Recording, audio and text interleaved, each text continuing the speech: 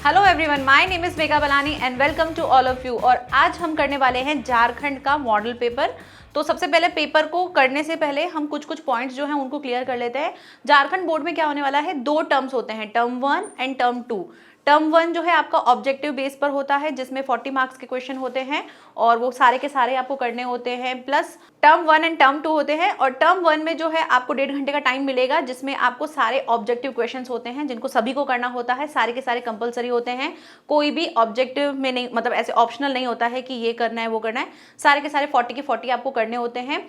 उसके बाद आता है आपका टर्म 2। टर्म 2 क्या होते हैं, आपके डिस्क्रिप्टिव आंसर जो होते हैं, जो आपको लिखने होते हैं, वो वाले टर्म में आते हैं, वो वाले क्वेश्चंस आते हैं। तो उनको किस तरह से करना है, तो हम टर्म 1 एंड टर्म 2 दोनों को अच्छे से करेंगे, ध्यान से समझना।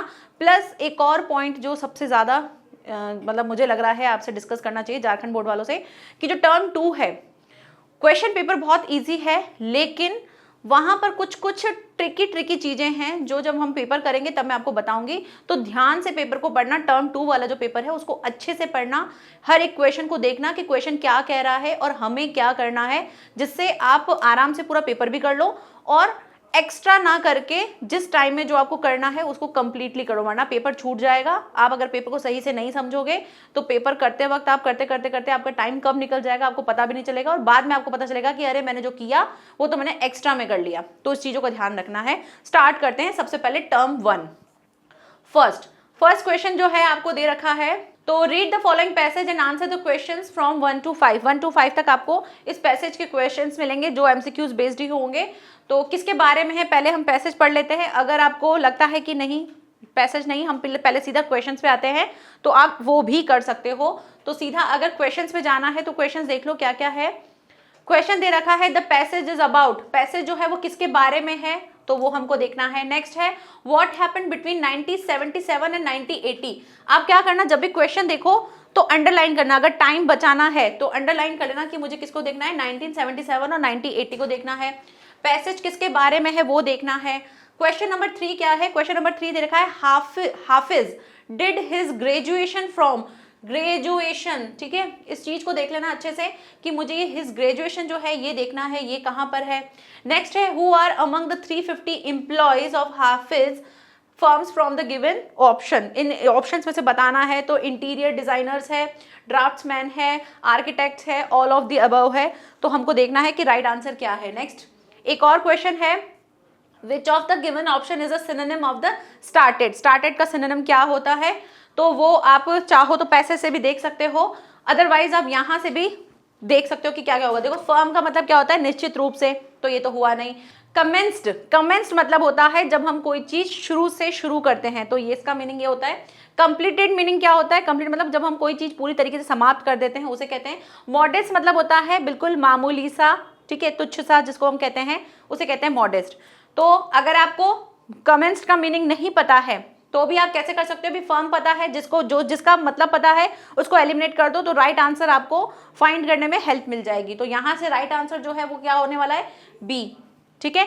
नेक्स्ट ये हमने देख लिया, बाकी के हमको पैसेज के थ्रू देखने हैं। तो जब अब आप अपने पैसेज पे जाओ और पैसेज में देखो क्या क्या दे रखा है, ठीक है। मैं थोड़ा सा जूम कर लेती हूँ जिससे आपको हेल्प मिल जाएगी थोड़ी सी और क्लियरली देखने में। तो क्या दे रखा है, read the following passage and answer the question. Hafiz जो था एक कॉन्ट्रैक्टर था जो बॉर्न हुआ था 1950 में, और उसने ग्रेजुएट किया था diploma in the architect from the Mumbai in 1975 and completed his graduation, आ गया कंप्लीटेड हिज ग्रेजुएशन, ये वाला लाइन आ गया, कहां से किया था, कोलंबिया यूनिवर्सिटी न्यूयॉर्क USA, ठीक है।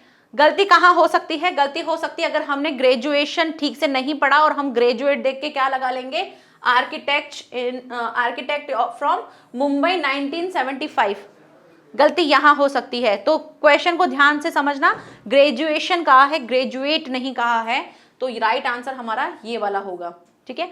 नेक्स्ट एक आगे और पढ़ते हैं, और क्या क्या था। हाफिज जो थे वो कॉन्ट्रैक्टर थे, कमेंस्ड हिज करियर, उन्होंने अपना करियर जो है वो स्टार्ट किया था विद द टी केरा खारे घाट और the apprentice architect and the 1977 he became associate partner थे। 1977 और 88 वाला देखा था हमने ना, 1977 एंड 1980 में जो थे उन्होंने अकेडमी में जो है आर्किटेक्चर ऑफ मुंबई यहां से किया था, तो इसका भी हमको आंसर मिल गया। एक और था, वो था कि 350 एम्प्लॉयज वाला था, तो उसमें क्या क्या था, आर्किटेक्ट्स था, ठीक है, आर्किटेक्ट्स था, इंटीरियर डिजाइनर था, ड्राफ्ट्समैन भी था, तो ये ऑल ऑफ द अबव होगा। हो गया। अब बढ़ते हैं हमारे आंसर में, आ जाओ यहाँ पे देखो। फर्स्ट था कि पैसेज जो है वो किसके बारे में है, तो पैसेज पूरा का पूरा कोलंबिया यूनिवर्सिटी किसी की नहीं, यहाँ पर सारी की सारी बात किसके बारे में हो रही थी, हाफिज कॉन्ट्रैक्टर के बारे में हो रही थी, सब कुछ उसी के बारे में बताया जा रहा था। नेक्स्ट क्वेश्चन है 1970 से 1980 में क्या हुआ था, अकेडमी ऑफ आर्किटेक्चर मुंबई। तो आप यहाँ से देख लो कि यही वाला ऑप्शन है मुंबई, ये रहा, ठीक है, तो यहाँ से ए इसका राइट आंसर हो जाएगा। नेक्स्ट है हाफिज जो थे डिड हिज ग्रेजुएशन, कहाँ से किया था ग्रेजुएशन, तो देखो इसमें दोनों ऑप्शन दे रखे हैं, एक मुंबई वाला भी दे रखा है, एक न्यूयॉर्क भी दे रखा है। ध्यान से नहीं पढ़ा होता तो गलत कर देंगे, लेकिन हमने अच्छे से पढ़ा है, तो इसका राइट आंसर हो जाएगा बी। नेक्स्ट है question number 4, who are among the 350 employees जो है Hafiz firm from the given option, तो इंटीरियर डिजाइनर भी है और ड्राफ्ट्समैन भी था, आर्किटेक्ट्स भी थे, सभी थे, तो हम लगा देंगे इसका right answer all of the above. Clear. Next बढ़ते हैं हमारे नेक्स्ट क्वेश्चन में। Read the following passage and answer the question from 6 to 10, ठीक है, आपको 6 to 10 तक के पैसेज करना है। दे रखा है किसके बारे में, नालंदा के बारे में दे रखा है कि नालंदा जो है वो सेंटर है for learning from the 5th century से 12th सेंचुरी के लिए, और ये प्रेजेंट है राजगीर, बिहार और इंडिया, और सबसे ओल्डेस्ट यूनिवर्सिटी है वर्ल्ड की। यूनेस्को जो है उन्होंने डिक्लेयर किया था कि नालंदा महाविहारा जो है उसके बारे में केंद्र है और एक वर्ल्ड हेरिटेज साइट है, और न्यू नालंदा यूनिवर्सिटी जो है invested a centre of the inter civilization dialogue, ठीक है। तो ये आपको पैसेज दे रखा है, इसको पढ़ लीजिएगा, उसके बाद अपने क्वेश्चन पे स्विच करो, या फिर पहले क्वेश्चन देख के वहां से हाइलाइट्स लेके फिर अपने पैसेज पे आओ, दोनों ही ठीक है, लेकिन मुझे क्वेश्चन देख के फिर पैसेज पे जाना ज्यादा सही लगता है, जिससे एक अंडरस्टैंडिंग बढ़ जाती है कि किसके बारे में है, क्या बात चल रही है, बार बार कौन सा वर्ड जो है रिपीट हो रहा है। तो जैसे कि फर्स्ट क्वेश्चन दे रखा है, choose a suitable title for the given passage, किसके बारे में है, तो हमने अभी पैसेज को रीड कर लिया है, तो किसके बारे में है, ये नालंदा यूनिवर्सिटी के बारे में बात चल रही है, तो यहाँ से फर्स्ट सी जो है वो राइट आंसर हो जाएगा। नेक्स्ट क्वेश्चन कहा गया है क्वेश्चन नंबर 7 कि एंशिएंट जो है मतलब प्राचीन जो नालंदा है वॉज नोन फॉर, किसके लिए जानी जाती है, तो वो एक लर्निंग यूनिवर्सिटी है, यूनिवर्सिटी तो लर्निंग के लिए जानी जाती है, तो एजुकेशन, बिजनेस, मेडिसिन या रूरल, डायरेक्टली नहीं बताया है, इनडायरेक्ट वे में बता दिया एजुकेशन के लिए है, ए जो है यहाँ से राइट आंसर हो जाएगा। Okay, now next question number 8 दे रखा है, new Nalanda university is important because, new Nalanda university जो है वो क्यों इंपॉर्टेंट है, बिकॉज यहां पर आपको थोड़ा सा ध्यान से समझना पड़ेगा इसको कैसे। आपको ऑप्शन दे रखा है, it is imagined as a centre of inter civilization, हमने इंटर सिविलाइजेशन देखा था, लेकिन हमने उसमें क्या वर्ड देखा था, हमने उसमें वर्ड देखा था, हमने देखा था इनविजिस्ड। तो इसमें आपको इसका मीनिंग पता होना चाहिए कि क्या होता है, तो इसका मीनिंग जो होता है उसका मतलब होता है परिकल्पना करना, किसी चीज का विचार करना, उसकी परिकल्पना करना, उसकी योजना बनाना। तो यहां से अगर आप ऑप्शंस में देखोगे तो क्या क्या दे रखा है, एक दे रखा है इमेजिन, कि इमेजिन करना, दूसरा दिया कंसिडर्ड, बाकी सारी चीजें सेम है, सिर्फ आपको वर्ड्स अलग अलग दिए। तो डिजाइन, स्टडीड, कंसिडर्ड, इमेजिन, तो इमेजिन जो है इमेजिन करना, वो हमको एक परिकल्पना जैसा ही दिखाई देता है, सिमिलर होता है, तो यहां से ए जो है वो राइट आंसर हो जाएगा, यहां से ए जो है राइट आंसर हो जाएगा। क्लियर। नेक्स्ट पूछा गया है क्वेश्चन नंबर 9, सिनोनिम बताना है डिक्लेयर्ड का। डिक्लेयर्ड मतलब होता है किसी चीज की डिक्लेयर करना, घोषणा करना, राइट। तो यहां से डिस्क्लेम्ड नहीं, क्लेम्ड ये भी नहीं होगा, डिस्क्लोज और अनाउंस्ड, इन दो में आपको कंफ्यूजन हो सकता है, तो दोनों का मीनिंग समझ लो। डिस्क्लोज मतलब होता है जब हम किसी चीज का डिस्क्लोज करते हैं, किसी चीज को बताते हैं, लेकिन अनाउंस क्या होता है, किसी चीज की घोषणा करना।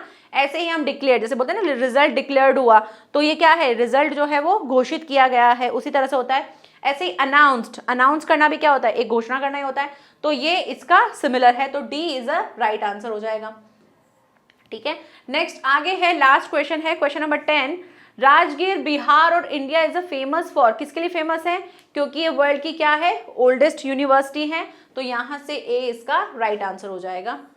ठीक है, नेक्स्ट आगे बढ़ते हैं, क्वेश्चन नंबर आपके 11 स्टार्ट हो जाएगा। 11 to 15 जो है वो क्या है, आपका एक लेटर होगा, उस लेटर से रिलेटेड आपको क्वेश्चन पूछे जाएंगे और उनको आपको आंसर्स देने हैं।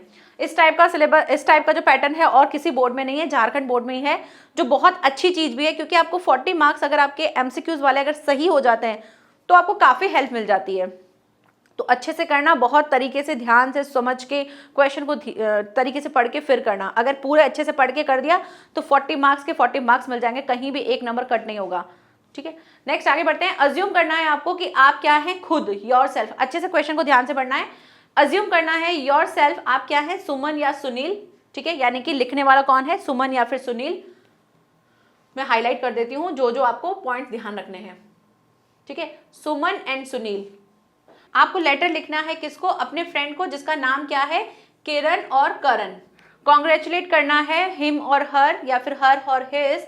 Complete the informal letter by choosing suitable given option from 11 to 15। तो स्टार्ट करते हैं। सबसे पहले दे रखा है रांची 24 अक्टूबर 2021। उसके बाद 11 नंबर जो क्वेश्चन है उसके लिए आपको एक फिल इन द ब्लैंक्स दे रखा है, फिर 12 के लिए दे रखा है, 13 के लिए दे रखा है, 14 के लिए दे रखा है, ऐसे ही 15 के लिए भी दे रखा है। ठीक है, अब आपको क्वेश्चन दिया जाएगा तो देखो क्या, सबसे पहले क्वेश्चन दे रखा है कि 11, तो आपको करना क्या है, सीधा पैसेज पे जाओ और पैसेज में देखो 11 क्या है, सैल्यूटेशन के लिए पूछा गया है। तो सैल्यूटेशन में हम क्या लगाते हैं, जिसको हम भेज रहे हैं हमारे फ्रेंड को, उसका नाम लिखेंगे। तो यहां से ऑप्शन देखो क्या क्या दे रखे हैं। एक दे रखा है dear Kiran and Karan, dear Kiran and Karan, dear friend, none of the above. तो नन ऑफ द अबव तो होगा नहीं। ठीक है, डियर फ्रेंड भी नहीं होगा क्योंकि हमको नाम गिवन है। इन दोनों में से कौन सा सही होगा, ये वाला सही होगा। क्यों, क्योंकि हम डियर का डी भी कैपिटल लिखेंगे और किसी का नाम होता है वो भी कैपिटल में आता है। तो ये तीनों ही रॉन्ग है, B is a right answer. Next question number क्या दे रखा है, 12 आपको एक ऑप्शन दे रखे हैं, अपॉन आएगा, बिटवीन आएगा, अमंग आएगा या फिर ओवर आएगा। तो आपको क्या करना है, पहले अपने पैसेज पे जाना है, वो लाइन देखनी एग्जैक्टली क्या है कि आई सॉ योर नेम, मैंने आपका नाम देखा, द फर्स्ट डिविजनर्स, जो फर्स्ट डिविजनर्स थे उनके लिस्ट में आपका नाम देखा है। तो यहाँ पर जो डिविजनर्स हैं बहुत सारे हैं, उनके बीच में से आपका नाम लेना है। तो क्या देखेंगे हम कि भाई जो दे रखा है अपॉन, वो तो होगा नहीं, बिटवीन दो लोगों के लिए होता है, ओवर नहीं। यहाँ अमंग जो है वो राइट आंसर होगा क्योंकि जब हम बहुत सारे लोगों में से किसी एक के बारे में बात करते हैं तो वहाँ पे हम अमंग यूज करते हैं। तो यहाँ से राइट आंसर हो जाएगा हमारा सी। नेक्स्ट क्वेश्चन नंबर 13 क्या है, next question number 13, success, A B successful, C success की स्पेलिंग की गलत लिखी हुई है और डी भी जो है सक्सेस की स्पेलिंग गलत लिखी हुई है। तो सी और डी तो वैसे ही आप हटा दो। सक्सेसफुल या सक्सेस में से क्या होगा, तो आपको पैसेज पे जाना होगा फिर से और देखना होगा कि क्या दे रखा है 13 पर, my joy knew to no bound, so please accept my heartiest congratulation on your grand success होगा, राइट। सक्सेसफुल नहीं होगा, सक्सेस होगा। तो 13 में हम क्या लगा देंगे, 13 का हमारा राइट आंसर हो जाएगा success, A is a right answer. Okay, next बढ़ते हैं क्वेश्चन नंबर 14 में रीप, रीप, रिप और रीप अलग अलग लिखा हुआ है, स्पेलिंग मिस्टेक ही होगी, लेकिन हमको कहाँ जाना पड़ेगा, फिर से पैसेज में जाना पड़ेगा, देखना पड़ेगा कि पूछा क्या है। तो देखो यहाँ पर एक लाइन दे रखी है जिसमें लिखा हुआ है as we sow shall we reap. तो क्या कहते हैं, जैसा बोगे वैसा ही काटोगे। तो यहाँ पर रीप REAP होता है, क्लियर। तो हम यहाँ पर राइट आंसर लगा देंगे और ये हमने लाइंस काफी बार पढ़ी हुई है कि जैसा बोते हैं वैसा ही काटते हैं। तो D is a right answer. Next question number 15, question number 15 दे रखा है योर्स लविंग फ्रेंड होगा, योर लविंगली होगा, योर लविंग फ्रेंड होगा, योर्स लविंगली फ्रेंड होगा। तो देखो योर्स के साथ आप लगाते हैं ओबीडेंटली, अफेक्शनेटली, ठीक है। तो योर्स तो नहीं होगा, तो योर्स लविंग फ्रेंड नहीं होगा, ठीक है। उसके बाद अगर हम बात करें, ये वाला तो होगा नहीं। नेक्स्ट योर लविंगली नहीं होता है, योर्स लविंगली फ्रेंड ऐसा भी नहीं होता है। राइट जो होता है वो होता है योर लविंग फ्रेंड। अब आप मान लो इसके जैसा ये लेटर है, इसके अलावा अगर कोई और इनफॉर्मल लेटर आता है और वहां पर भी आपको यही ऑप्शन मिलते हैं, लेकिन वहां पे फ्रेंड हटके कुछ और आ जाता है। तो अगर पापा आए, मम्मा आए, भाई आए, ब्रदर आए, सिस्टर आए, कोई भी आए, योर लविंगली होता है, योर्स नहीं होता है, योर लविंगली, ठीक है। तो your lovingly is a right answer. Next आगे बढ़ते हैं। ये हो गए हमारे 15 क्वेश्चन, 2 पैसेज से थे, 1 लेटर से था। Now fill in the blanks आते हैं जो आपको 16 से 17 के बीच वाले करने हैं। इसमें क्या दे रखा है, आपको सुटेबल वर्ब लगानी है, सही वर्ब लगानी है। तो फर्स्ट दे रखा है 16 बेबीज, बेबीज जो करते हैं dash when they are hungry, babies क्या करते हैं, क्राई करते हैं। अब क्राइज नहीं होगा, ठीक है, क्योंकि हम वर्ब का प्लूरल नहीं बनाते, वर्ब का प्लूरल हम उसमें या तो आई वो बनाते हैं एस या ईएस लगा के बनाते हैं, लेकिन यहाँ पे वर्ब का प्लूरल नहीं बनाना है। हमारा सब्जेक्ट प्लूरल है तो हमें वर्ब भी प्लूरल लेनी है। तो प्लूरल लेने के लिए हम क्या लगाएंगे, सिर्फ और सिर्फ क्राई आएगा। क्राइंग होगा तो इसके साथ हेल्पिंग वर्ब होनी चाहिए, क्राइड होगा तो भी इसके साथ क्या होना चाहिए, हमारा हेल्पिंग वर्ब होना चाहिए, लेकिन नहीं है, तो cry is a correct option.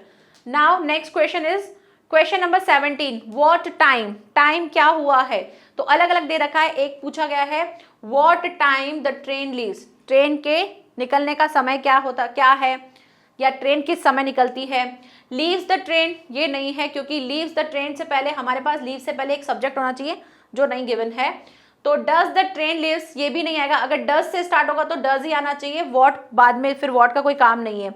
अगर डज से स्टार्ट करते हैं तो डज से क्वेश्चन स्टार्ट होना चाहिए, बट यहाँ पे ऑलरेडी पहले कुछ लिखा हुआ है। अगर हेल्पिंग वर्ब से क्वेश्चन स्टार्ट होगा तो डज पहले पहले आ जाएगा, तो ये भी नहीं होगा। इज द ट्रेन लिविंग ये भी नहीं होगा, क्यों, क्योंकि इज के साथ लिविंग लगता है ना, जो भी हमारी वर्ब के साथ आईएनजी होता है उसके साथ हमारी हेल्पिंग वर्ब पहले लगी होती है। ऐसा नहीं होता है कि पहले आईएनजी लगे, पहले इज, जो भी हेल्पिंग वर्ब है वो लगाते हैं, फिर हम हमारा सब्जेक्ट लगाते हैं, फिर हम आईएनजी लगाते हैं। तो आपको ऐसे वाले जो क्वेश्चन है, अगर आपको नहीं समझ में आते हैं कि इसमें मीनिंग क्या निकल रहा है, या मीनिंग आपको नहीं समझ में आ रहा है, तो आप खुद के अंडरस्टैंडिंग से एलिमिनेट करना सीखो कि भाई कौन सा वाला सही हो सकता है। जब आपको क्वेश्चन का पूरा मीनिंग नहीं समझ में आ रहा है तो समझने की कोशिश करो कि ऑप्शन क्या दे रखे हैं, ऑप्शन से आपको बहुत सारी हेल्प मिल जाती है। तो देखो यहाँ पे आप कैसे करोगे, अगर आपको हटाना है तो देखो ये वाला तो होगा नहीं, ये भी नहीं होगा, और लीव्स द ट्रेन नहीं होगा, द ट्रेन लीव्स होगा, क्योंकि सब्जेक्ट पहले आएगा फिर लीव्स आ रहा है, तो यहां से ये राइट आंसर आ जाएगा। क्लियर। नेक्स्ट बढ़ते हैं question number 18, fill in the blanks by the choosing suitable modal verb लगानी है, मॉडल वर्ब लगानी है, और 18 से 20 के बीच में, मतलब 3 क्वेश्चन आपके मॉडल वर्ब के हैं। सीमा एंड आकाश, सीमा और आकाश जो है वो डांस वेल, डांस कर सकते हैं, तो यहाँ पे इनकी कैपेबिलिटी के बारे में बता रहे हैं कि हाँ भाई ये कर सकते हैं, इनकी एबिलिटी के बारे में है। नीड नहीं होगा, शेल, माइट नहीं, माइट हम जब कभी किसी चीज के नेगेटिव फॉर्म में बोलते हैं तब हम माइट को यूज करते हैं, जहां पर हमको किसी चीज का बिल्कुल ना के बराबर होने का अंदेशा होता है। तो कैन जो है वो राइट आंसर हो जाएगा, और यहां से हम कैन को लगा देंगे क्योंकि ये इनकी एबिलिटी की बात कर रहा है। Next question number 19, dash God bless you, सबको पता है इसका क्या होगा, बहुत ही सिंपल है, may God bless you. Now next is 20 number, you dash पे द टैक्सेस, आपको पे करना चाहिए क्या, टैक्स। तो ये क्या है, मस्ट है, मतलब बहुत जरूरी है, इसके लिए आपको कोई और ऑप्शन नहीं है। तो नीड नहीं, नीड तो आएगा नहीं, ठीक है, नीड नहीं होगा। कैन, यहाँ पे कोई एबिलिटी की बात नहीं हो रही है। कुड, कोई पास्ट का टेंस नहीं है, तो यहां से मस्ट जो है वो राइट आंसर आ जाएगा।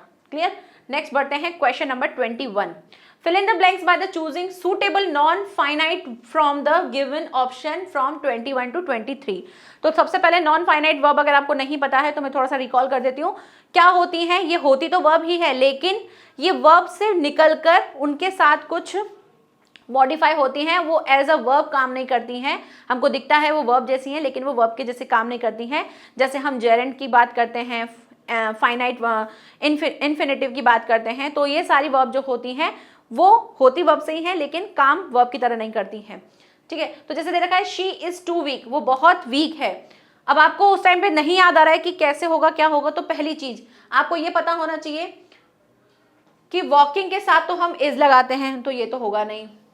टू वॉक, वॉक नहीं होगा, ठीक है। अगर वॉकिंग है तो उसके साथ कोई हेल्पिंग वर्ब होनी चाहिए, तो ये भी नहीं होगा।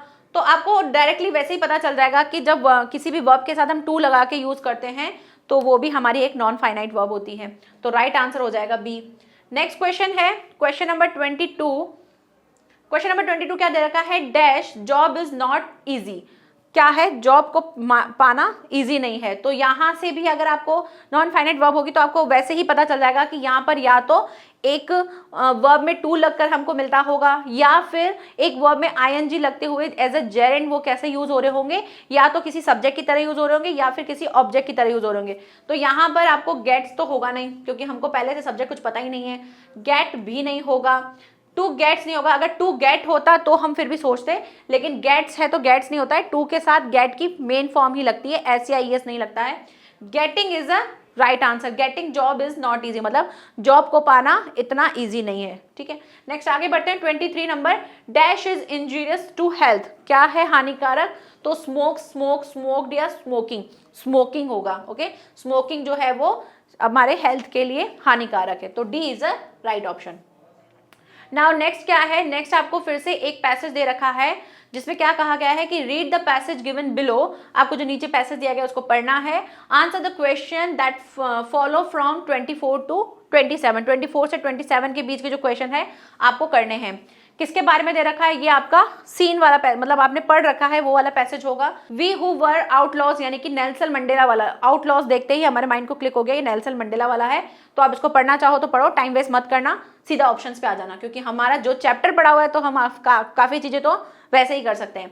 तो सबसे पहला पूछा गया है who is narrating the above lines, ये लाइंस जो है वो किसने बताई हैं, तो मिस्टर किसिंग तो है नहीं, लेंचो है नहीं, नन ऑफ द अबव है नहीं, ये तो हमारे नेल्सन मंडेला जी हैं। Next question number 25, it is a victory for human dignity, what does this mean. Human dignity का मतलब क्या होता है, तो ह्यूमन डिग्निटी का मतलब इक्वालिटी होता है, लिबर्टी भी होता है, सेल्फ रेस्पेक्ट भी होता है, सारी चीजें होती हैं। D is a right answer, all of the above. Next question number 26, what does distinguished mean in the passage. Distinguished का मतलब क्या होता है, डिस्टिंग्विश्ड का मतलब होता है सम्मानित, जो भी सम्मानित व्यक्ति हैं उनके बारे में बात की गई है। तो यहां से सम्मानित को हम क्या बोलते हैं, रेस्पेक्टेड, तो B is a right answer, यहां से आ जाएगा बी, रेस्पेक्टेड। नेक्स्ट है question number 27, who were the honoured guest, कौन था वहां पर ऑनर्ड गेस्ट। तो अगर आप पैसेज में जाना चाहें तो वहां से भी आपको सारे आंसर्स मिल जाएंगे। तो ऑनर्ड गेस्ट जो थे वो कौन थे, उनके कंट्री के लोग थे। यहां पर आपको दो ऑप्शन सही लग सकते हैं, एक तो आपको ये वाला ऑप्शन सही लग रहा होगा, आउटलॉज तो नहीं था ऐसा कुछ, वर्ल्ड लीडर्स भी हो सकता था, बट यहाँ पे इस पर्टिकुलर इस वाले एक्सट्रैक्ट में सिर्फ और सिर्फ किसके बारे में बताया गया है, पीपल ऑफ साउथ अफ्रीका। तो यहां से राइट आंसर हो जाएगा बी। क्लियर। नेक्स्ट देखते हैं, choose the correct option for the given questions from 28 से लेके 31 तक आपको फिर से क्वेश्चंस मिले हुए हैं, जिसमें फर्स्ट क्वेश्चन 28th क्वेश्चन दे रखा है, why was the young seagull afraid to fly. तो ऐसे वाले जो क्वेश्चंस हैं उसको ध्यान से पढ़ना, ऑप्शन जितने भी हैं सबको ध्यान से पढ़ना है, क्योंकि कई बार आपको ऑप्शन में 1 से 2 ऑप्शन मिलेंगे। आप फर्स्ट लाइन अगर आपको आपके पैसे से कलेक्ट मतलब मिल जाती है तो आप उसको राइट कर दोगे, नहीं, आपको सारे ऑप्शन ध्यान से पढ़ने हैं। तो दे रखा है why was the young seagull जो था वो अफ्रेड हो रहा था फ्लाई करने से, ये हमारा जो हिज फर्स्ट फ्लाइट है वहां से है ये चैप्टर, इस चैप्टर से क्वेश्चन है। तो यहाँ पे पूछा गया because he had short wings, उसके छोटे विंग्स थे, because he thought that his wings जो है वुड नॉट सपोर्ट हिम, उसके विंग्स जो है उसको सपोर्ट नहीं करेंगे, because he saw vast sea beneath him, क्या उसने बहुत भव्य जो है अपने नीचे जो है क्या देखा था, समुद्र देखा था, इसलिए वो डर गया था, या बोथ बी एंड सी। तो देखो ए शॉर्ट विंग्स तो थे, लेकिन उससे भी शॉर्ट विंग्स उसके भाई और बहनों के भी थे, लेकिन वो भी उड़ पा रहे थे, लेकिन वो क्या कर रहा था, अंदर से डर रहा था, विंग्स की वजह से नहीं, विंग्स तो उसके छोटे थे ही, पर वो डर भी रहा था कि मेरे विंग्स जो है मुझे सपोर्ट करेंगे या नहीं करेंगे, तो इसलिए डर रहा था। तो बी, एक तो बी जो है वो सही आंसर है कि भाई वो सोच रहा था कि उसके विंग्स जो उसको सपोर्ट करेंगे या नहीं करेंगे, तो ये तो सही आंसर है, तो बी तो सही लग रहा है। फिर है बिकॉज ही सॉ, उसने देखा भी था कि उसके नीचे बहुत ही भव्य समुद्र था, तो ये भी बिल्कुल ठीक है, बिनीथ था उसके नीचे बहुत ज्यादा गहरा भरा हुआ फैला हुआ एक समुद्र था, ये भी सही है। तो बोथ बी एंड सी जो है हमको दोनों ही सही लग रहे हैं, तो यहां से हम डी जो है उसको राइट आंसर मानेंगे। क्लियर। नेक्स्ट आगे बढ़ते हैं, 29 क्या है, What did Lencho think of the post office employees. जो लेंचो थे वो पोस्ट ऑफिस एम्प्लॉयज जो थे उनके बारे में क्या सोच रहे थे, हेल्पफुल तो नहीं था भाई, फ्रेंडली भी नहीं था, अनग्रेटफुल भी नहीं था, डिसऑनेस्ट, क्योंकि उसने कहा था ना कि भाई ये जो मेरे पैसे हैं इन्होंने, ये बंच ऑफ क्रूक जो हैं इन्होंने मेरे पैसे ले लिए हैं, तो वहां से डिसऑनेस्ट पीपल जो था वो राइट आंसर है। Question number 30, who was Annie's best friend. Any का बेस्ट फ्रेंड कौन था, किटी था, क्योंकि मिस्टर किसिंग जो थे वो तो कौन थे, उसके टीचर थे जो उसको असाइनमेंट देते रहते थे, तो ए और बी तो नहीं होगा, B is the right answer. Next question, which of the given poem is written by poet Robert Frost. Robert Frost के द्वारा कौन सी पोम लिखी गई थी, तो वहां से ये राइट आंसर है fire and ice and dust of snow, ये दोनों ही पोम जो है रॉबर्ट फ्रॉस्ट द्वारा लिखी गई थी। नेक्स्ट क्या दे रखा है, आपको एक एक्सट्रैक्ट दे रखा है पोम का, उसको पढ़ना है, उसके क्वेश्चंस के आंसर्स आपको देने हैं। फर्स्ट क्वेश्चन दे रखा है, he should be lurking in shadow sliding through long grass near the water hole where plump deer pass. ठीक है, तो 32 नंबर क्वेश्चन दे रखा है कि who has written these lines. इस लाइन्स को किसने लिखा है, तो ये मैं आपको सबको बता दूं कि जितने भी आपके पोइट हैं, जितने भी आपके चैप्टर्स के राइटर हैं, उन सभी के नाम, उनके चैप्टर्स के नाम आप अच्छे से याद कर लो। जैसे मैथ्स के जो फॉर्मूलेज होते हैं वो आप लगा के रखते हो, अपने आसपास से रखते हो, वैसे ही हिंदी और इंग्लिश दोनों के लिए कहूँगी कि दोनों के आप याद कर लो अच्छे से, ताकि आपके ये छोटी छोटी चीज़ें जो हैं आप उनको आराम से अच्छे से यूज़ करके लिख सकते हो। जैसे इंग्लिश में अगर आप कोई भी आंसर लिख रहे हो तो अगर आपको उस आंसर के, उस चैप्टर के आपको पोइट का नाम पता है या उस चैप्टर के आपको राइटर का नाम पता है, ऑथर का नाम पता है, तो आप उस ऑथर का नाम लिख के अपने आंसर्स को अगर लिखोगे तो वो एक प्लस पॉइंट दिख जाता है कि हाँ, इस बच्चे को इतनी डीप में नॉलेज है, उसे पता है कि इस चैप्टर का कौन था राइटर, क्या था उसका पोइट। तो वो चीज़ें आपको ध्यान रखनी है, तो इसलिए पढ़ के रख लेना जितने भी आपके पोइट हैं या जो भी आपके राइटर्स हैं। तो यहाँ पर इसका राइट आंसर जो होगा वो होगा लेस्ली नॉरिस। ठीक है, ये इसका राइट आंसर है डी। नेक्स्ट आगे बढ़ते हैं। Who is he in these line. इस लाइन में जो है ही किसके लिए यूज किया गया है, तो ही जो यूज किया गया है वो टाइगर के लिए यूज किया गया है।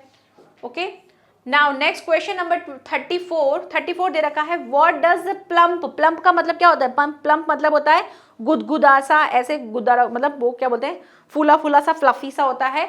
तो उसके लिए हम फैट जो है उसका राइट आंसर होगा, क्योंकि थिन मीन्स तो पतला होता है, स्मॉल छोटा होता है, फैट मतलब मोटा सा, गुदगुदा सा उसे कहा जाता है। नेक्स्ट आगे बढ़ते हैं। क्वेश्चन नंबर 35 पूछा गया है। Where should he be according to this extract. इस एक्सट्रैक्ट के अकॉर्डिंग ये जो बात चल रही है उसमें जो ही जो है मतलब कि टाइगर है वो कहाँ के बारे में बात कर रहा है, तो कहाँ के बारे में बात कर रहा है भाई, लॉन्ग ग्रासेस है, प्लम्प डियर, तो ये सारी चीजें कहाँ की बात हो रही है, एक जंगल की बात हो रही है। क्योंकि जू में तो वो एक बाज जो है उनके अंदर रहता है, लेकिन वो जब जंगल की बात करें कि जंगल में जब होगा तो वो ये सारी चीजें करेगा। तो यहाँ पे राइट आंसर हो जाएगा बी, जंगल। क्लियर। नेक्स्ट बढ़ते हैं क्वेश्चन नंबर 36 क्या दे रखा है। What made the thief come back to Anil. जो थीफ था, ये थीफ वाले चैप्टर से है, तो उसमें पूछा गया है कि भाई जो थीफ था वो अनिल के पास वापस क्यों आया है, क्यों आया, तो अनिल की ऑनेस्टी देखकर, बिल्कुल हिज गिल्ट फीलिंग, उसकी अंदर गिल्ट आने लग गया था कि मैं ऐसे व्यक्ति को रॉब कर रहा हूँ जिसको खुद को ही नहीं पता कि वो उसका सब कुछ लूट चुका है। यहाँ से ए और बी राइट आंसर है, तो आप लगा देंगे सी। ठीक है। नेक्स्ट है क्वेश्चन नंबर 37। मिसेस पम्फ्रे जो थी वो रिस्पॉन्सिबल थी ट्रिकी के अलाइनमेंट के लिए, बिकॉज वो उसको ओवरफीड कराती थी, मतलब बहुत ज़्यादा खिलाती थी। हाँ, खिलाती थी, तो हमको फर्स्ट ऑप्शन तो ठीक लग रहा है। फिर दूसरा है शी ट्रीटेड हर बैडली, वो उसको बैडली ट्रीट करती थी, नहीं ऐसा तो नहीं करती थी, वो उसको बहुत प्यार करती थी। उसके अलग अलग डिफरेंट टाइप के उसके क्लोथ्स होते थे, उसकी कॉट्स होती थी, उसको डिफरेंट सीजन्स के अकॉर्डिंग उसके ड्रेसेस हुआ करते थे। So she was not treat as a badly, है ना। तो फिर नेक्स्ट है she did not give him plenty of exercise. बिल्कुल ये भी बात सही है कि वो उसको अच्छे से सही मात्रा में एक्सरसाइज नहीं करवाती थी, तो ये वाला पॉइंट ठीक लग रहा है। डी दे रखा है ए और सी, हाँ हमको ए और सी ही सही लग रहा था, तो यहाँ से डी जो है आप उसको राइट ऑप्शन करोगे। इस तरह से क्वेश्चन पढ़ के आपको करना है। हर एक ऑप्शन को ध्यान से पढ़ो और खुद से रिकॉल करो चैप्टर के अकॉर्डिंग ऐसा ऐसा हुआ था, फिर आप अपने ऑप्शंस पे देखो। नहीं तो कई बार क्या होगा, हम फर्स्ट क्वेश्चन हारे, हाँ वो ओवरफिट कराती थी, चलो ए राइट आंसर हो गया, नीचे के पढ़े ही नहीं, सारे ऑप्शंस पढ़ने हैं आपको। Next question number 38। Who is Mrs Pomfrey. Pomfrey कौन थी, पम्फ्रे जो थी वो डॉग की ऑनर थी, तो A is a right answer. Question number 39। What work did the thief do for Anil. जो थीफ था वो अनिल के लिए क्या क्या करता था, तो अनिल के लिए वो चाय बनाता था, हाँ चाय बनाता था, और उसके लिए मार्केट जाके सामान लाता था, हाँ लाता था। फिर जब सामान लेने जाता था तो 1 रुपीज़ जो था उसमें से सेव करके अपने पास रखता था। तो ए और बी दोनों ठीक है, हाँ दोनों ही ठीक है, तो C is a right answer. Clear. Now question number 40 and last. Who does I refer to in the thief's story। यहाँ पर thieves story जो था उसमें I किसके लिए बात की गई है, मतलब चैप्टर में I किसके लिए यूज हुआ है, तो यहाँ पर I जो है वो यूज हुआ है हरि सिंह, जो कि कौन था, एक चोर था जिसने अनिल को अप्रोच किया था कि वो उसे क्या करेगा, रॉब करेगा। तो रस्किन बॉन्ड जो है वो तो इसके राइटर हैं, अनिल जो थे वो जिसको उन्होंने रॉब करने का टारगेट बनाया था, लेकिन आई जो प्रेफर किया गया था, जो आई रेफर जो किया गया था वो किसके लिए किया गया था, हरी सिंह के लिए, जो कि एक चोर था जिसका रियल नेम ही हरी सिंह नहीं था, वो हर बार क्या करता था, नाम चेंज करता था। तो यहाँ पे हमारे 40 क्वेश्चन जो है वो कंप्लीट होते हैं। ठीक है, अब हम देखते हैं हमारा टर्म 2 कि टर्म 2 में किस किस टाइप के क्वेश्चन आते हैं और किस तरह से हमको करना है। ठीक है, स्टार्ट करते हैं। नाउ नेक्स्ट टर्म 2, तो टर्म 2 में क्या दे रखा है आपको, ये सेकंड टर्मिनल एग्जामिनेशन है 21-22 का, जिसमें मॉडल क्वेश्चन पेपर जिसका हमने सेट नंबर 1 उठाया है। मैंने पहला जो प्रीवियस जो टर्म 1 का लिया था वो भी मैंने सेट नंबर 1 ही लिया है। आप ऐसे ही बहुत सारे सेट बने हुए, कोई भी एक पिक करके अपनी प्रैक्टिस कर सकते हो। क्या दे रखा है आपको, 40 मार्क्स का क्वेश्चन, 40 मार्क्स के होंगे, टाइम गिवन होगा आपको 1.5 आवर्स मिलेंगे आपको। जर्नल इंस्ट्रक्शंस क्या क्या दे रखे हैं कि जो क्वेश्चन पेपर है वो आपको 3 सेक्शन में मिलेगा। कौन कौन से मिलेंगे, reading, writing and grammar, literature. तो रीडिंग और राइटिंग ग्रामर का एक पोर्शन होगा और उसके बाद एक लिटरेचर का होगा। अटेम्प्ट करने हैं question based on the specific instruction for each part. आपको हर एक पार्ट में कुछ इंस्ट्रक्शन दिए हुए होंगे, उसको आपको ध्यान से पढ़ना है और उसके अकॉर्डिंग आपके पेपर को अटेम्प्ट करना है। तो यहाँ पे टर्म 2 जो है दिखने में बहुत छोटा है, बहुत स्वीट सा लग रहा है, लेकिन आपको क्या चीज़ों का ध्यान रखना है वो मैं आपको पेपर के बीच बीच में बताती जाऊंगी। नेक्स्ट है कैंडिडेट जो है वो रिक्वायर्ड है given their answer to their own words as far as practicable. जितना भी आप अपना लिखोगे आंसर वो आपकी ऑन लैंग्वेज में होना चाहिए। ठीक है, the total number of question कितने हैं, 19 है। 19 क्वेश्चन दे रखे हैं, लेकिन सभी का पार्ट जो है किस तरह से कौन कौन से आपके शॉर्ट आंसर होंगे, कौन से वेरी शॉर्ट होंगे, कौन से लॉन्ग आंसर्स होंगे, वो आपको गिवन होंगे। ठीक है, सेक्शन नंबर ए गिवन है जिसमें आपको कितने मार्क्स का मिलेगा, 10 मार्क्स का आपको पेपर मिलेगा। उस 10 मार्क्स को कैसे करना है, read the passage carefully, answer any 5 of the following question. ध्यान से समझना, रीड द पैसेज केयरफुली, आपको पैसेज को केयरफुली पढ़ना है एंड आंसर एनी 5, कोई भी 5 करने हैं। हर एक क्वेश्चन कितने मार्क्स का होगा, 2 मार्क्स का होगा, आपको 5 करने हैं और बन जाएंगे कितने, 10 मार्क्स। ठीक है, तो आपको ये देखना है। तो चलते हैं हमारे पैसेज की तरफ। यहां पर पैसेज दे रखा है किसके बारे में, मास कॉपिंग। मास कॉपिंग क्या होता है, मास कॉपिंग मतलब होता है सामूहिक नकल को बोला जाता है। ठीक है, mass copying in the examination has reduced education to a joke. The lengthy courses of study and the system of annual examination are the root cause of it. कि मास कॉपिंग जो होती है वो मतलब क्या होती है, एक तरह से एजुकेशन के लिए एक तरह से जोक है, क्योंकि सब लोग सामूहिक नकल करते हैं, ये सही नहीं है। और इसके कारण जो है, उसका कारण क्या है कि भाई लेंदी कोर्स होता है, सिस्टम ऐसा बना हुआ होता है कि एनुअल एग्जामिनेशन होना चाहिए।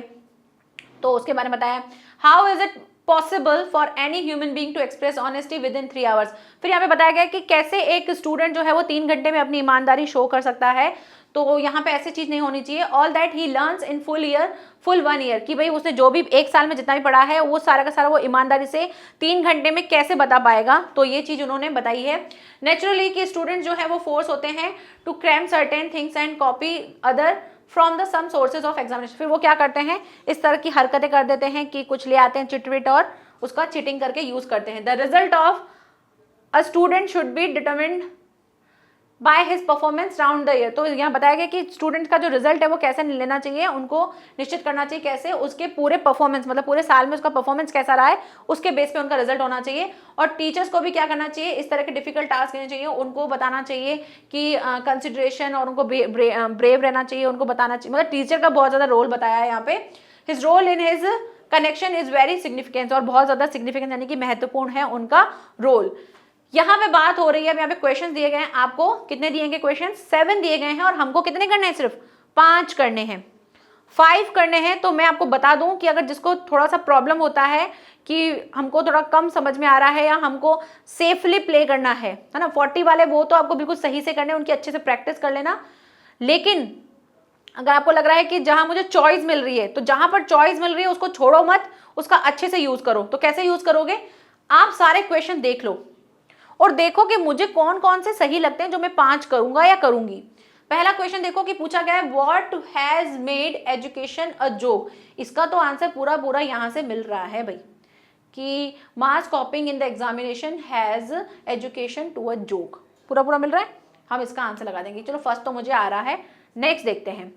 What are the causes of the mass copying, क्या है इसके कारण, अभी अभी हमने देखा था इसका कारण क्या क्या दे रखा है कि जो लेंदी कोर्स है वो सारी चीजें यहाँ पे पूरा पूरा देख रखा है as it is, second line, ठीक है, सेकेंड भी आता है मुझे। How should the result of the students be determined, ये भी इजीली दिख जाएगा आपको, मैं भी बता दूंगी। According to the passage what qualities are required of a teacher, teacher के मतलब एक टीचर के अकॉर्डिंग, एक टीचर के अंदर क्या क्वालिटीज होनी चाहिए अकॉर्डिंग टू द पैसेज, तो वो भी हमको मिल जाएगा। क्वेश्चन नंबर 5 ये भी बहुत इजी है, क्या करना है, सिर्फ लाइन कंप्लीट करनी है। आपको ये लाइन दे रखी है, आधी लाइन आपको पैसेज में से देख के बस लिखनी है, ठीक है। नेक्स्ट है आपको परफॉर्मेंस से एक मीनिंगफुल सेंटेंस बनाना है, और नेक्स्ट 7 नंबर जो दे रखा है उसमें आपको पूछा गया है कि सूटेबल टाइटल बताना है। तो सूटेबल टाइटल में आप हो सकता है कंफ्यूज हो जाए, क्योंकि यहाँ पे दो मुझे जो लग रहे हैं, एक तो मास कॉपिंग जो है, मास कॉपिंग जो है उस वो भी लिख सकते हैं हम टाइटल, और एक हम लिख सकते हैं द रोल ऑफ टीचर, कि टीचर का रोल क्या होता है वो लिख सकते हैं। तो अगर आपको लगता है कि मुझे इसका आंसर मुझे सही नहीं पता है, तो जहां पर आप बिल्कुल कंफ्यूज हो उसको छोड़ दो, जब मिले हुए ना ऑप्शन तो उसको करो। तो फर्स्ट पता है क्या कर लेना, अगर मैं आपको बताऊं तो यहां से आप कौन कौन सा क्वेश्चन पिक कर सकते हो। एक तो क्वेश्चन नंबर 5, कुछ नहीं करना है, जाके पैसेज में से इस लाइन के आगे की लाइन जोड़ के लिखनी है, तो आपको आपका इजीली हो जाएगा, 2 मार्क्स मिल जाएंगे इसमें। नेक्स्ट क्या दे रखा है, नेक्स्ट जो है आप फर्स्ट और सेकंड ये भी हमको दिख रहा है, ये थर्ड और फोर्थ ये भी आपको इजीली दिख जाएगा, तो आप ये भी ले सकते हो। तो ये क्वेश्चन 2, 3, 4 और 5 ये कर लो। अगर लगता है कि नहीं मुझे यहाँ से नहीं सब, क्योंकि ये सारे तो पैसेज में से ढूंढ के लिखना तो इजीली हो जाएगा। 6 वाला जो क्या है उसमें परफॉर्मेंस से एक आपको सेंटेंस बनाना है, तो उस परफॉर्मेंस से आप सेंटेंस बना सकते हो कि I saw his great performance, या he gave his great performance, या एन अमेजिंग परफॉर्मेंस, मतलब परफॉर्मेंस से कोई भी एक सेंटेंस बनाना है तो आप इजीली बना सकते हो। तो ये दो ठीक है, हो गए। यहाँ पर मैंने 2 तो बताई दी वैसे भी, लेकिन आपको ओनली 5 करने हैं, तो 5 आप स्टार्टिंग के कर सकते हो। तो देखते हैं क्या क्या है। फर्स्ट पूछा है जोक वाला, तो यहाँ से इसका आंसर क्या हो जाएगा, तो मास कॉपिंग का आंसर यहाँ से देना, mass copying in the examination has reduced to a joke, ये फर्स्ट का आंसर हो जाएगा। सेकंड का आंसर क्या था, कॉजेस पूछा था, तो आप यहीं से एज इट इज ऐसा आंसर लिख देना, the lengthy courses of study and the system of the annual examinations are the root of the cause it, ठीक है। तो ये सेकंड का आंसर हो जाएगा। थर्ड क्वेश्चन क्या था, भूल गई थी मैं, एक बार देख लेते हैं। थर्ड क्वेश्चन क्या था, थर्ड क्वेश्चन पूछा है how should the result of a students be determined, कैसे ले सकते हैं। तो यहाँ पर दे रखा है स्टूडेंट्स का जो रिजल्ट है, ये रहा यहाँ से, द रिजल्ट के बाद the result of a student should be determined by his performance round the year, ठीक है। यहाँ तक इसका आंसर लिख देंगे, ये हो जाएगा हमारा थर्ड का आंसर। क्लियर, आगे बढ़ते हैं। नेक्स्ट क्वेश्चन क्या है, question number 4, according to the passage what qualities होनी चाहिए टीचर के अंदर। तो टीचर के अंदर क्या क्या क्वालिटीज होनी चाहिए, तो यहां से आपको दिखेगा the class teacher should be interested with the difficult task and he will have to rise above the pretty worldly consideration and the must be brave impartial, ठीक है। ये हो जाएगा फोर्थ का आंसर। फिर है आपका फिफ्थ क्या दे रखा है, कंप्लीट करनी है लाइन, तो दे रखा है how is it possible for any human being. तो ह्यूमन बीइंग वाले लाइन देखो, हाउ इज इट पॉसिबल, ये रहा, how is it possible for any human being. आप आगे का लाइन जो है वो जोड़ देंगे कि क्या क्या आएगा, to express honesty with the 3 R's, बस कंप्लीट, ठीक है। ये हो जाएगा आपका फिफ्थ का 1।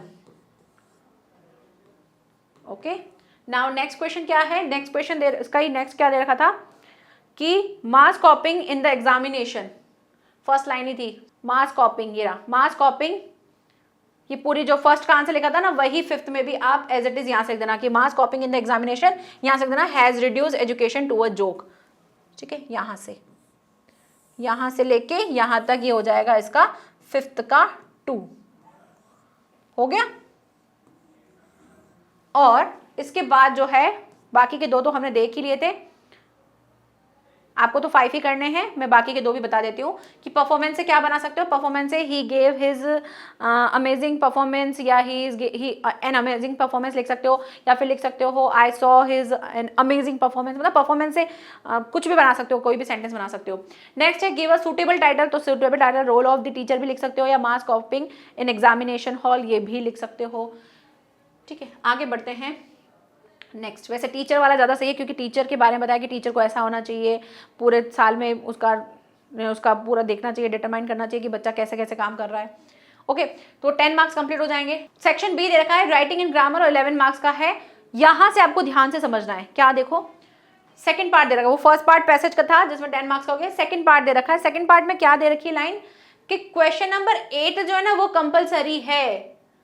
क्वेश्चन नंबर 8 तो मुझे करना ही करना है।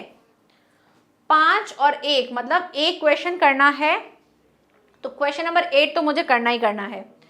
तो यहां से देखो क्वेश्चन नंबर 8, तो क्वेश्चन नंबर 8 में क्या दे रखा है, write a letter to your younger brother advising him to study hard and avoid the bad company. एक क्या ये लेटर है, और दूसरा और लगा के दे रखा है कि या तो फिर आपको area manager BSNL requesting him to the get the serious fault of dead telephone जो है अपनी एरिया में उसको रिपेयर करवाने के लिए आपको बीएसएनएल ऑफिस में एक एप्लीकेशन डालनी है, एक लेटर लिखना है। तो दोनों में से एक चॉइस करनी है आपको, तो कोई भी एक चॉइस करना। हमने फर्स्ट वाला पिक किया है तो हम इसको करेंगे, अभी बाद में करते हैं। अभी हम पेपर को समझ लेते हैं, जो जो पेपर के अंदर हमें यहाँ पे करना है वो करके देन हम मूव करेंगे जो हमने लीव कर दिया। तो क्वेश्चन नंबर 8 हमें अभी करेंगे थोड़ी देर में। तो 8 कंपलसरी है तो करना ही करना है, इसमें कोई चॉइस नहीं है, और 5 मार्क्स का है। लेटर अच्छे से लिख लोगे 5 मार्क्स मिल जाएंगे। नाउ नेक्स्ट पॉइंट है क्वेश्चन नंबर 3। क्वेश्चन नंबर 3 में क्या दे रखा है, आंसर एनी टू। क्या दिया है, answer any two. Question number 11 is compulsory, यानी आपको 2 करने हैं, क्वेश्चन 2 पिक करने हैं, जिसमें से क्वेश्चन नंबर 11 जो है ये थर्ड पार्ट है। इस थर्ड पार्ट में कितने क्वेश्चन दे रखे हैं आपको, आप देखोगे तो आपको 3 क्वेश्चन दे रखे हैं, एक तो 10, 9 और 10 और एक 11 दे रखा है। ठीक है, तो इन्होंने क्या बोली है लाइन, ये गलती करोगे आप जब पढ़ोगे ना पेपर को, वहां पे गलती कर सकते हो, तो इसलिए ध्यान से पढ़ना कि हमको एनी 2 करने हैं। मार्क्स दे रखे हैं, एक एक क्वेश्चन जो है 3 मार्क्स का है, टोटल 6 मार्क्स बन जाएंगे, यानी 2 क्वेश्चन ही करने हैं हमको। क्वेश्चन नंबर 11 जो है ना वो तो कंपलसरी है, वो तो करना ही करना है। तो बचा क्या, बचा 9 और 10, यानी कि 9 और 10 में से सिर्फ आपको एक करना है। फिर चाहे तो आप पैराग्राफ करो किस पे, डिसिप्लिन पे, या फिर जिसे हम बोलते हैं या फिर किस पे करोगे, वर्क इज वर्शिप, या फिर आप लास्ट बर्थडे जो है आपने कैसे मनाया था उसके बारे में आप बताओगे। तो हमने 9th जो है उसका वर्क इज वर्शिप जो है हमने उसको किया है, तो हम इसको भी अभी बाद में देखेंगे। तो इन दोनों में से आपको एक करना है, जैसे लेटर में से एक करना है वैसे ही पैराग्राफ में से आपको कोई एक करना है। ठीक है, और क्वेश्चन नंबर 11 जो है वो कंपलसरी है, उसको करना ही करना है। तो क्वेश्चन नंबर 11 को हम यहीं पे ही सॉल्व कर लेते हैं। Fill in the blanks by choosing suitable option given in the bracket. आपको ब्रैकेट में सही ऑप्शन बताना है। पहला कहा है मैथमेटिक्स। मैथमेटिक्स क्या है, मैथमेटिक्स एक सब्जेक्ट है, तो यहाँ पे पीछे एस देख के उसको ये मत समझना कि ये प्लूरल है, नहीं, ये इज जो है ये सिंगुलर है, एक सब्जेक्ट की बात हो रही, तो यहाँ पे आ जाएगा इज। नेक्स्ट है neither of the 2 boys dash in the class now. तो यहाँ पे 2 बॉयज की बात हो रही है, तो नीदर नॉर ईदर और, इनमें हम क्या देखते हैं, जो भी नीदर या और इसके पास में जो भी सब्जेक्ट जैसा होगा उसका रोल हम वैसा ही प्ले करेंगे। तो यहाँ पे बॉयज दे रखा है तो इसलिए हम यहाँ पे आर लगाएंगे, तो यहाँ से R is the right answer हो जाएगा। नेक्स्ट है आई बॉट द हाउस। मैंने वो हाउस बॉट किया, दैट बिलोंग्स टू श्याम, जो कि किससे बिलोंग करता था, श्याम से, तो दैट लगाएंगे हम, क्योंकि दैट जो है हम सभी के लिए यूज कर सकते हैं, चाहे वो एक ह्यूमन बीइंग हो, चाहे वो एक जगह हो, कोई भी चीज हो, हम उसके लिए दैट यूज कर सकते हैं। तो that is a right answer. तो 11 क्वेश्चन यहीं पे सॉल्व हो गया। हर एक सही करोगे एक एक नंबर मिल जाएगा, टोटल 3 मार्क्स का है, और हमको उसमें से पैराग्राफ में से कोई भी एक पिक करना है, जिसको हम बाद में देखेंगे। Now come to the section number 3 is a literature part and total marks is 19। तो 10 वाला हमने पैसेज किया था, 11 का हमारा क्या था, 11 मार्क्स का अभी हमने वो लिटरेचर वाला पार्ट देखा। नाउ 19 मार्क्स का आपका क्या है, आपका बाकी का जो बचा हुआ पार्ट है जिसको हम लिटरेचर पार्ट कहते हैं, लिटरेचर से रिलेटेड आएगा, तो उसको सॉल्व करना शुरू करते हैं। क्या क्या दे रखा है, रीड द एक्सट्रैक्ट दे रखा है आपको गिवन, और उसके क्वेश्चंस के आंसर आपको देने हैं। The smell of leaves and lichen still reaches like a voice into the rooms, my head is full of whispers which tomorrow will be silent। तो ये आपको पोम है, एक पोम गिवन थी आपके बुक में, उससे रिलेटेड है, जिसका नाम था द ट्रीज, वहां से है ये चैप्टर, और इसके राइटर जो है वो भी आपको बताने होंगे। तो क्वेश्चन देख लेते हैं पहले कि भाई name the poem from where, कहाँ से आई है। तो देखो फिर से मैं बोल रही हूँ, पोम और जो भी पोएट है उनको अच्छे से याद कर लेना। तो पोम कौन सी है? पोम जो है वो है हमारी द ट्रीज, तो लिख देते हैं द ट्रीज, ट्रीज। उसके बाद आता है who has written these line, किसने लिखी थी ये लाइंस? तो ये लाइंस लिखी थी, उनके राइटर का नाम था Adrian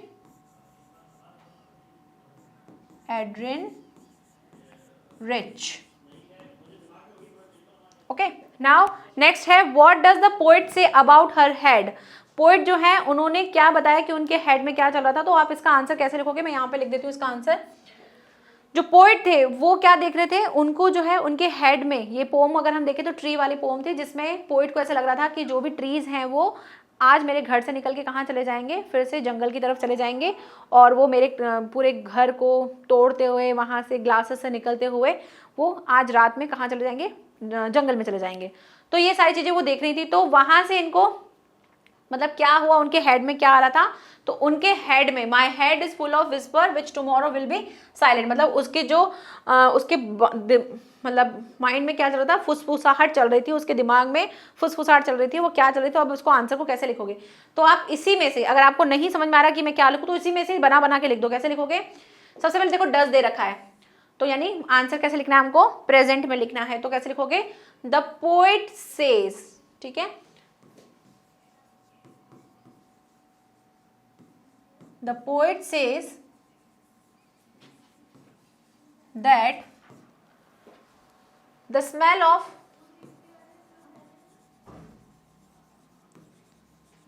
of leaves and lichen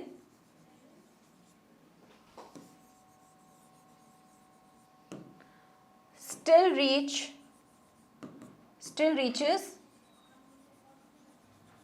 reaches into the room like a voice, ठीक है, like a voice, and these all things, ठीक है, these all things his head is full of whispers, ठीक है, इतना लिख देना। और अगर और भी अच्छा लिखना है, इससे ज्यादा एक और चीज भी ऐड करनी है, तो लिख देना these all things his head on his, नहीं सॉरी हर था वो ना, her head is full of whispers and tomorrow will be it silent, ठीक है, tomorrow it will be silent, ये लिख देना। तो इस तरह से अपनी इसी पोम में से सारी लाइंस को जोड़ते हुए बना के लिख देना। बस सारी चीजें कैसे लिखनी है आपको? प्रेजेंट में बनाते हुए लिखनी है। क्लियर? नेक्स्ट क्वेश्चन नंबर 13 पे चलते हैं। क्वेश्चन नंबर 13 क्या दे रखा है? Read the passage and answer the following question. फिर से आपको एक पैसेज दे रखा है और ये है आपका बेकर वाला जो है गोवा, वहां से है। और क्या दे रखा है पहले पढ़ लेते हैं पैसेज को। द बेकर जो है यूजली कलेक्ट करते हैं अपने बिल्स को एंड ऑफ द मंथ, और वो अकाउंट कहाँ रिकॉर्ड करते हैं? एक वॉल जो होती है उस पर पेंसिल से लिखते हैं। बेकिंग वॉज इंडीड और profitable profession in now days, जो ओल्ड डेज की भी ओल्ड मतलब पुराने टाइम में जो बेकिंग था वो बहुत ही अच्छा फायदे वाला एक प्रोफेशन था। तो यहाँ पर देखो कि क्या दे रखा है, where did the baker record his account, कहाँ रिकॉर्ड करता था? तो वो एक वॉल पे करता था, तो यहीं से आप उसका डिड दे रखा है और आप एज इट इज यहाँ से आंसर लिख सकते हो कि the baker monthly accounts use to be recorded on some wall in the pencil, the baker लिख देना। ओके, नाउ नेक्स्ट क्वेश्चन क्या है? When did the baker collect his bills, तो कब कलेक्ट करता था? The baker usually collected his bills at the end of the month, तो यहां से सेकंड का आंसर मिल गया हमको, ये फर्स्ट का हो गया। उसके बाद आता है which word is the extract in the synonym of business, business का सिनोनिम क्या है, उसके जैसा ही क्या है? तो बिजनेस के जैसा ही क्या है? प्रोफेशन, तो ये इसका थर्ड का आंसर हो जाएगा। क्लियर? तो ये भी हो गया हमारा कंप्लीट। नाउ 12 हमने कर लिया। अब यहां पे भी क्वेश्चन ध्यान से पढ़ना था, जो मेरे से स्किप हो गया। क्या दे रखा है? आंसर एनी 3, कोई भी 3 करने हैं। 3 मीन्स कि या 2 पैसेज हैं और बाकी के 2-3 क्वेश्चन होंगे, पता नहीं कितने होंगे। आंसर एनी 3, जो भी आप देखो जहां पर भी आपको इस तरह के रोमन नंबर्स मिलेंगे उन सभी को ध्यान से देखना, क्योंकि वहीं पर ही आपको पॉइंट्स मिले हुए होंगे। तो आंसर एनी 3, कोई भी 3 करने हैं। हमने 2 पैसेज तो कर ही लिए, ठीक है, 12 कर लिया हमने, 13 कर लिया। अब हमको 2 और करने हैं, एक और करना है, या तो 14 या 15, दोनों में से जो भी आपको सही लगता है उसको आपको पिक करना है। तो अभी हम इसके आंसर्स देखेंगे। नाउ क्वेश्चन नंबर 5 पे क्या दे रखा है? क्वेश्चन नंबर 5 जो है उसमें आपको आंसर एनी 2, कोई भी 2 करने हैं। 5th को फिर से ध्यान पड़ना कि कोई भी 2 करने हैं, तो हमने 2 ही किए हैं। या तो आप ये वाला क्वेश्चन करो, how is bread an important part of गोवान लाइफ, कि इंपॉर्टेंट पार्ट कैसे है उनके लिए। प्लस क्वेश्चन नंबर 17 दे रखा है कि स्केच बनाना है आपको असेबल का।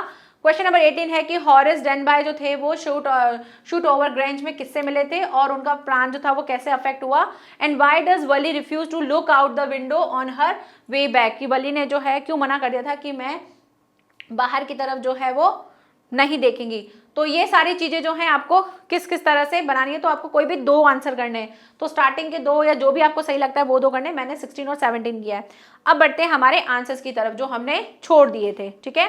तो यहाँ से हमारा क्वेश्चन नंबर जो 8 हमने स्किप किया था कि आपको क्वेश्चन नंबर 8 जो था वो कंपलसरी करना था, जिसमें लेटर है यंगर ब्रदर को एडवाइस करना है कि स्टडी अच्छे से करो और जो बैड कंपनी है, दूसरे जो बुरे लड़के हैं उनके साथ थोड़ा सा अवॉइड करो, अपनी पढ़ाई पे ध्यान दो। तो यहाँ पे जो बैड कंपनी है लड़कों की, उसको छोड़ के अपनी पढ़ाई पे ध्यान देना है, इसके बारे में बताना है। तो देखो क्या करना है, सबसे पहले जो भी सेंडर है जिसने भी भेजा उसका लिखना है एड्रेस। तो कोई भी एड्रेस अगर आपको क्वेश्चन में गिवन है तो लिखिए, अदरवाइज कुछ भी लिख सकते हो। 137 जौहरी बाजार जयपुर, 25 मार्च 2022 जो भी डेट है। माय डियर अजय, नाम नहीं दे रखा है तो अपने अकॉर्डिंग नाम लिख देना है। I am pained to receive a very bad report about you from your principal, कि तुम्हारे प्रिंसिपल से मुझे एक रिपोर्ट मिली और वो मुझे बहुत ही दुखदाई लगी।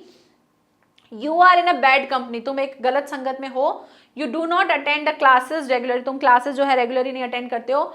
You are careless about your study, तुम अपनी पढ़ाई के लिए बहुत केयरलेस हो। You should avoid the company of bad boys. You should play games in the evening. तुम बुरी कंपनी जो उसको अवॉइड करो और गेम्स खेल लिया करो। You should still, तुम्हें करनी चाहिए, क्या क्या करनी चाहिए, तुम्हें स्टडी करनी चाहिए till 10 PM तक। You should read newspaper daily, तुमको न्यूज़पेपर पढ़ना चाहिए। तो जब बैड कंपनी के लिए बोलोगे तो आप उसको क्या करोगे, पहले बताओगे कि मुझे कहाँ से मिली, फिर बताओगे कि तुम्हें क्या क्या चीज़ें करनी चाहिए। अगर भाई तुम्हें अकेलापन लगता है तो तुम ये सारी चीज़ें करो। You should attend the classes regular, तुम्हें सारी क्लासेस जो है रेगुलरली अटेंड करनी चाहिए। If you do not work hard, अगर तुम अच्छे से वर्क नहीं करोगे, हार्ड वर्क नहीं करोगे, तो तुम क्या हो जाओगे, फेल हो जाओगे।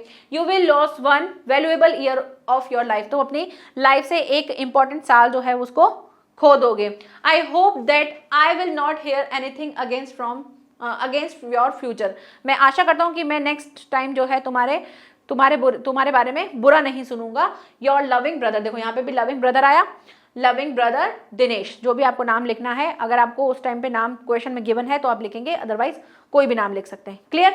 नाउ क्वेश्चन नंबर 11 जो था आपको कंपलसरी करना था ना, मतलब 11 तो करना था जो हमने अभी भी कर ही लिया था, लेकिन आंसर एनी 2, कोई भी एक आंसर जो है आपको करना है इन दोनों में से, वर्क इज वर्शिप में से, या फिर आपको लास्ट बर्थडे जो आपने कैसे सेलिब्रेट किया था उसके बारे में। तो हमने वर्क इज वर्शिप जो पिक किया है उसको देख लेते हैं। क्या दे रखा है कि काम ही पूजा है, तो ऐसा क्यों कहा जाता है।